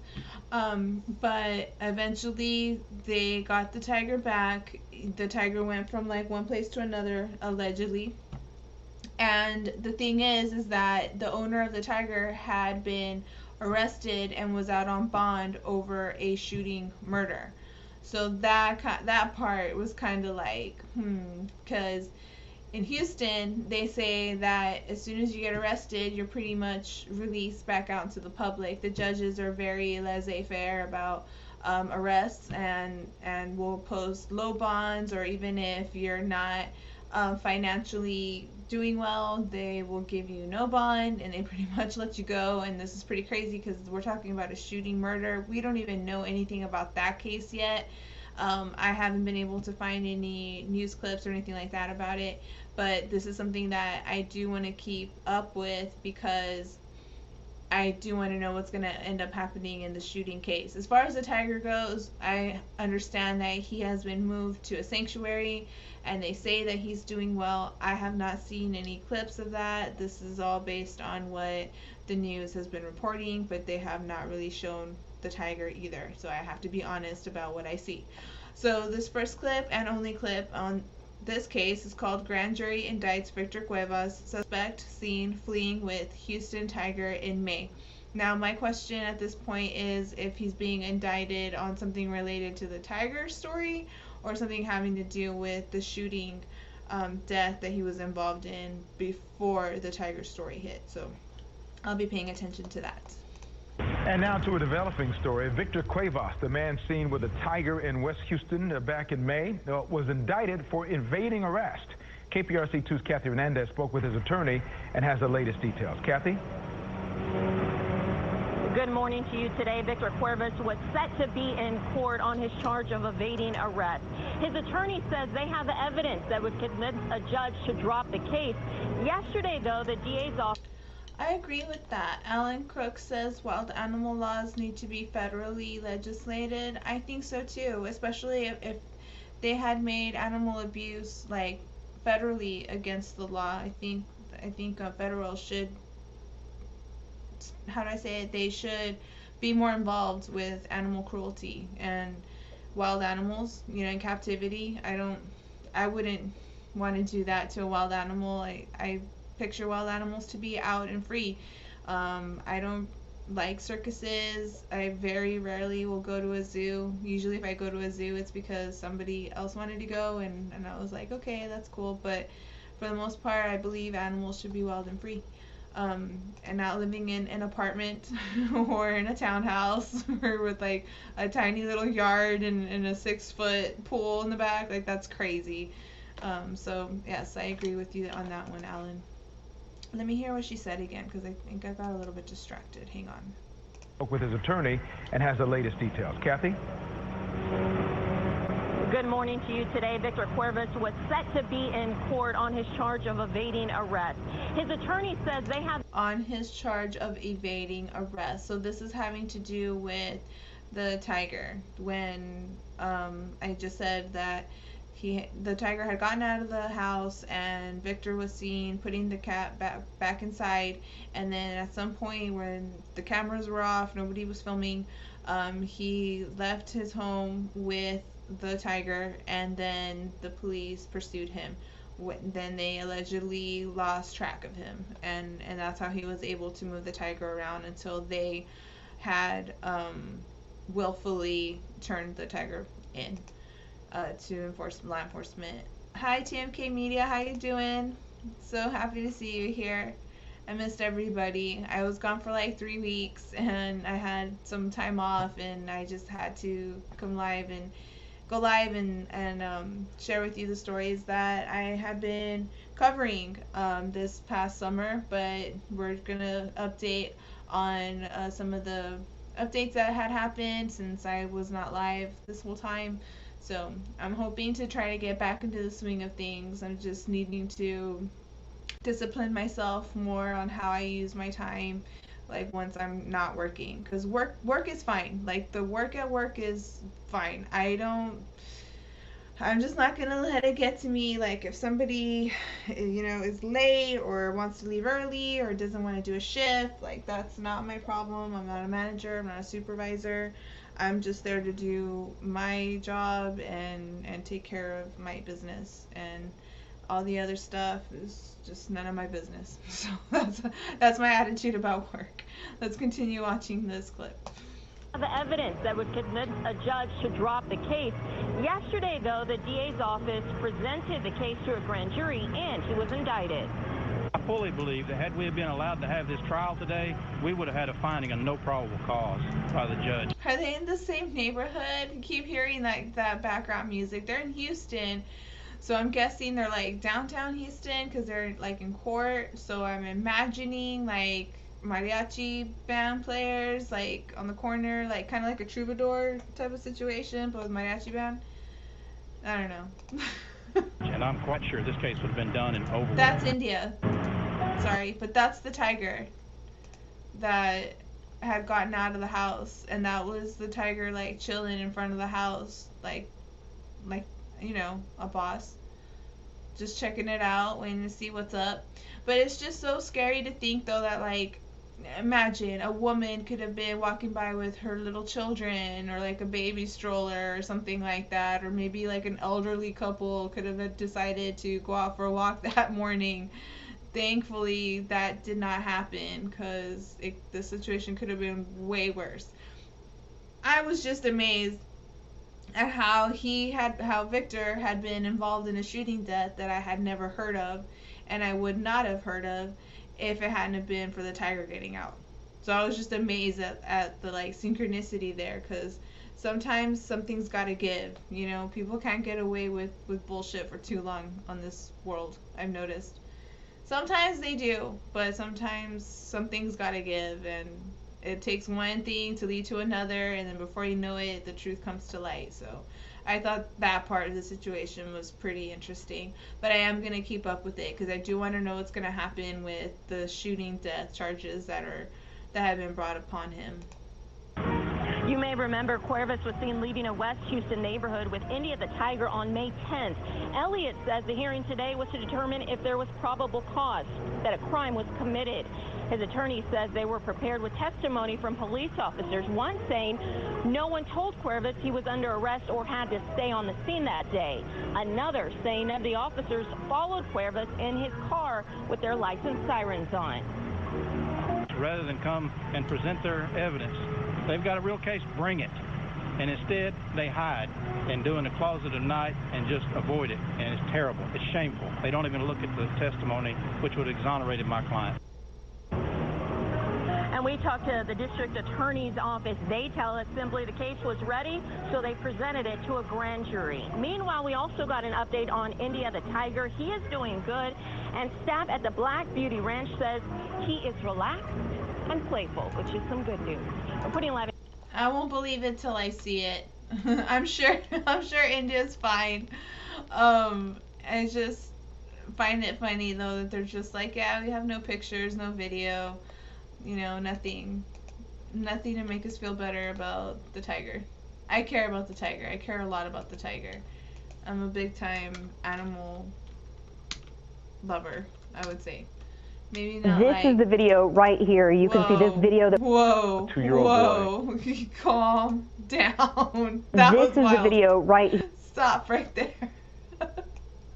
What I was trying to say is that, like, I'm an animal lover, but I'm not the type of person that's just, like, gonna be out there like PETA and, like, animal rights, you know, like that kind of thing. I focus on all kinds of crime. I can't just pick one over the other.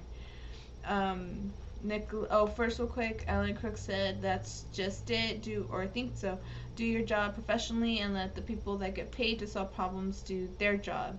Yeah, I mean, I can only be there like for so long, and I can only do like so much. There's only been a couple of times where I thought to myself like, geez, you know, like I'm already like doing this, like I can't be like way over there like too, like, do you want me to finish this and go over there and then come back to this, or am I gonna go over there and then you're gonna have somebody finish this up for me? And then I just I overthink it so much because I don't want to be taken advantage of. You know, I felt that way at my old job. I don't get a lot of that in this job, but at the eye doctor's office, like I was the go-to person. If somebody wanted to call in or show up late or leave early, or if they didn't feel like closing, but you know, like they needed somebody to close, they were just like, nah, I'm not doing it. Like it was always me. It was always me that got like to do it, because everyone knew that I had rent to pay, I had bills to pay, I had food to buy. So it was just more convenient for me to be at work, and they would just kind of walk all over me because of that. And I'm just trying to keep that from happening like here. Which it doesn't even seem like that. It's just that like it's me, like I overthink things, and since I've already been taken advantage of before, like I'm just being careful. I just want to look for like the red flags and just checking to see like who's noticing that, you know, I work hard, and who notices that I never show up late, who notices that I never leave early, who notices that I stay behind and help close when I don't necessarily have to, you know, like I do want to be a team player, and I do want to do my part to get things going. I don't want to be the one that people are going to be saying, well, you know what, like she's always just standing there, or she waits like for things to happen, like she'll be standing there for a long time, and if nothing happens, like she'll stay standing there. Like I don't want people saying that about me. Like I can literally stand in place for like not even 5 seconds before I look around, scan the room, and I find something that I could be doing, and then I'll just go and do that, because time just goes by so much more fast whenever I'm moving and doing things like one at a time, rather than just like waiting for stuff to happen. It's good for the metabolism as well. It's good for like the exercise of it. It's just a lot of walking around. It's a lot of lifting. The chairs are heavy. And I don't know, I haven't counted how many there are. I'm gonna next time I go to work, I'm gonna go count them. But you gotta like pick them up, flip them, put them upside down, put them on a table, to close, and then to open the restaurant, you gotta like flip them back and put them back onto the floor. And then their mop is like really heavy. The ice bucket is like this big. I don't know how many pounds it is, but I have to fill it up, and then I have to get on a chair because like the thing is like kind of up there. I gotta pick up the ice bucket and like dump the ice into the container. That's all a workout. Like that's all very physically assertive, like physically challenging. And at the office job, it was all just more mentality type of things going on, where I'm having to like figure stuff out, figure people out, how to make everybody happy without compromising like my job, that kind of thing. But here it's that and the physical part of it. So whew, yeah, I'm staying in shape, so that's a good thing. But yeah, there's only so much that I could do, you know. Like once I kind of started telling people that I just didn't want to do overtime, I think that's gonna be the thing that's going to help me from getting like burnt out, because I don't want to get burnt out. Nicolette Moore says, have you been following the Gabby Petito case? No, I have not, but I have seen the headline around. I do follow some other true crime type channels on YouTube, and I did see her name around. So once I'm caught up with the updates and the stories that I have already covered, that's definitely a story that I'm gonna want to look up and see what's going on, because I have no idea what's happening. Patricia Jackson says, hello, hi, how you doing? I'm so glad you're here, Patricia. I missed you so much. Nicolette says, my break is over. Okay, have a great day. You too, Nicolette. Thank you so much for stopping by. It was really good seeing you. And Patricia Jackson says, oh my god, it's crazy. Okay, well, I'm in. And another thing is, I still have to finish covering the guy, what was his name? Guy something. It's been a bit, but I know I was covering a trial and I was about halfway done, and then I got a job. And then everything changed. But I'm still gonna cover that as soon as I get settled into some type of routine. But alright, so this next case that we're gonna look at was, I want to say before summer, but we did talk about it through the summer. And this is Amari Nicholson. He was a baby child who was killed by his mom's boyfriend, I guess. And they had a news conference where she said that she was looking for him. She didn't know what happened to him, that it was the baby's father's family that came to the door and took him. They had this crazy story, but it turned out that the baby's body was behind like a McDonald's close by where they live. So we're going to look at a few of the latest updates. These are probably not going to be new for any of you that follow true crime, and especially this story, but these were the latest clips that I could find because I wanted to keep up with it, and also keep the name out there and have, let everyone know that I'm still following the story and I intend to find updates for it whenever I can. So this next clip is called Amari Nicholson's Accused Killer Drew Map to Child's Body, Court Records Show, and this was published June 16th. So this was a while back, but I don't think that I got to show this on my channel from what I could recall. So let's just watch it now. This is the video right here. You can see this video that was presented to a grand jury. It shows Rhodes trying to kill 3 police officers in this small interrogation room. It starts with him handcuffed to a table, him trying to slip out of that cuff, and he starts crying, and detectives enter the room. I can't go back. I can't go back. I can't go back, Rhodes says while sobbing. As one detective tries to comfort him, touching his arm and back, Rhodes jumps across the table and grabs the female detective's gun. You see how she put her arm out of the way? Like, she did that perfectly. Like, for him. Inconvenient for her, but she totally left an opening for him to do that. Just saying. The female officer punches Rhodes multiple times in the head, trying to get back her weapon. It's a life or death fight, all out chaos as other officers run in to help. Drop the gun! The female officer continues hitting Rhodes, jumping on the table to regain control. Drop the gun! Terrell, drop the gun! You're making things worse! It is 4-on-1, and the officers finally managed to get the gun away. They say during the struggle, Rhodes said, quote, "I'm gonna kill." Police say all of this happened after Rhodes confessed to killing 2-year-old Amari. Last month, police in the community searched for the little boy who was reported missing on May 5th for an entire week before Rhodes was arrested and confessed. This is what he told Fox 5 days after he allegedly murdered the boy as the search was ongoing. If anybody got him, bring him back. People is making this a finger-pointing game, and this is not a finger-pointing game. My son is really missing. And at some point not his son, just saying. During his interrogation, police say Rhodes drew them this map, leading detectives to where the boy's body had been hidden all along. All right, so let's take a closer look at that map. You can see right over here, this is Twain Avenue. This is the McDonald's, Siegel Suites, and Emerald Suites. The Emerald Suites is where Rhodes, Amari's mother, and the 2-year-old were staying. And this mark right here in the center, this black dot, that is where Rhodes says that Amari's body was hidden. Rhodes now faces a first-degree murder charge for the toddler's death, as well as multiple other felonies, including attempted murder for the 3 police officers for what happened in that interrogation room. That's crazy. All right, let's continue. So there had been rumors that I had seen on social media. I didn't report it because it was not official and I didn't want to spread hearsay or whatever. But there had been rumors that the mom was, you know, a lady of the night. Someone that frequents gentlemen callers for money type of thing. And again, the truth came to light because she was arrested for it.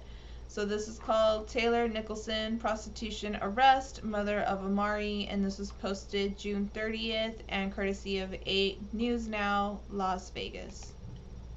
And the mother of a toddler allegedly killed by her boyfriend, now arrested on prostitution charges. We are talking about Taylor Nicholson, who faced a judge today. She is charged with 3 counts of prostitution and 1 count of possession of a deadly weapon.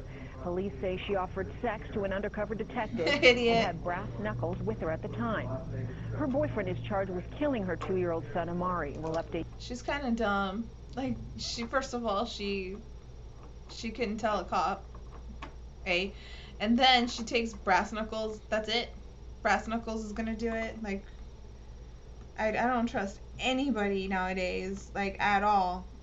Much less, like, to just be prepared with brass knuckles. Like, I would want to take, like, a whole army with me if I was doing something, like, stupid like that. Then putting myself in danger. Not that I ever would, but I'm just saying in a pretend reality or whatever. It just doesn't make sense. Like, brass knuckles, it's nuts. Update you on developments regarding his charges in just a moment. After Taylor faced the charges today in court, the judge released her on her own recognizance. Your Honor, I would ask any release be conditioned on an order out of the resort corridor. Her next court appearance is at the end of July. Christian. She's dying inside. I could tell, because when she was exiting the room, she was just looking up like, I'm never going to live this shit down. No, you're not. And don't forget that your son is dead as well due to your choice in men. Next clip is called Prosecutors Not Seeking Death Penalty Against Man Accused of Killing Amari Nicholson, and this was posted June 30th, and that's going to be the last clip for this case, but we'll continue on. Let's watch. The man accused of killing 2-year-old Amari Nicholson won't be facing the death penalty. Terrell Rhodes appeared in court today. Prosecutors told the judge they will not be seeking the death penalty against him.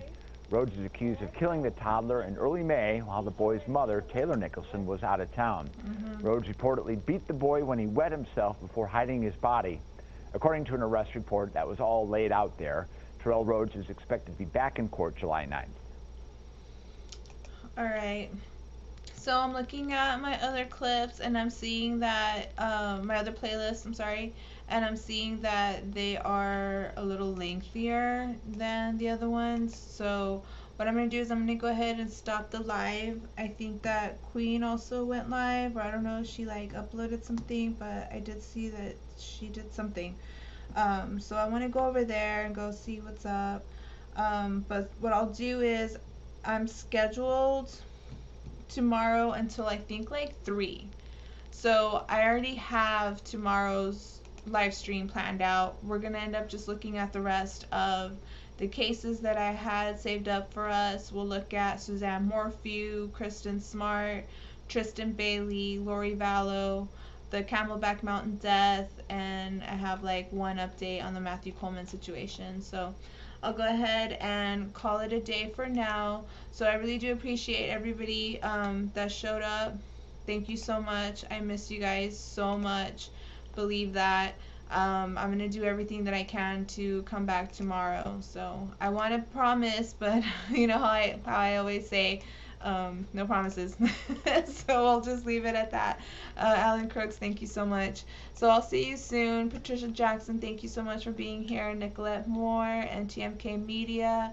Go subscribe to his channel. He has a lot of insight about the world we live in today. Emmanuel Briggs, thank you so much for stopping by. And Lisa, you too. I want to say I saw somebody else here. Oh yeah, the Urban Disciples was here. And Tyrant Spain, TDOA, and Danielle Williams. As always, lovely to see you. So I will see you all soon. And okay, so Queen did go live. All right, cool. So I'll see you there, because I'm gonna go do some things, and then I'm gonna hang out and chat with you all over there. I better come back to oh no, you're gonna come looking for me. All right, I won't make you do that, okay? I'll go live for sure tomorrow. I have it prepared, ready to go. All I gotta do is make the thumbnail and we're set. So I will see you all tomorrow, as best as I know. So see you all tomorrow. Bye guys, thank you so much. Bye.